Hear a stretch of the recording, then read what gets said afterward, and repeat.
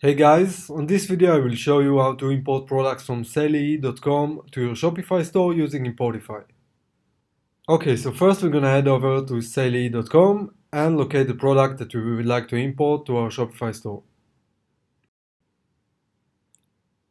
On the product page, click on the red Add button. The Importify extension window will be opened up and you can edit the product title, description, and the product pricing.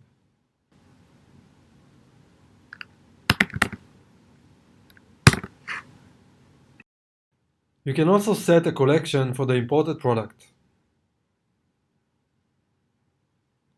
Once you're done, click on Enter Your Store.